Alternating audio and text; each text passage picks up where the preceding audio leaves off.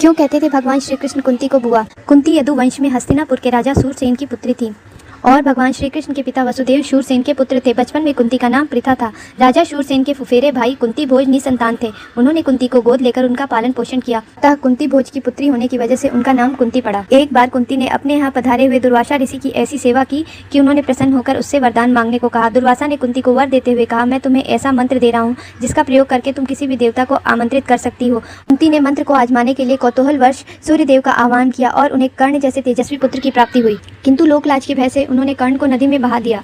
हस्तिनापुर के राजा विचित्रवीर्य के छोटे पुत्र पांडु से उनका विवाह हुआ। पांडु के बड़े भाई धृतराष्ट्र अंधे थे। पांडु एक श्राप की वजह से संतान उत्पत्ति में असक्षम थे, अतः कुंती ने दुर्वासा ऋषि के वरदान से 3 पुत्रों को जन्म दिया जो युधिष्ठिर, अर्जुन तथा भीम थे। एक वरदान उन्होंने पांडु की दूसरी पत्नी वाद्री को दे दिया, जिससे उन्होंने अश्विनी कुमारों का स्मरण करके नकुल और सहदेव 2 पुत्रों को जन्म दिया। पांडु की मृत्यु के पश्चात माद्री उनके साथ सती हो गई, परंतु कुंती को 5 पांडवों की देखभाल करने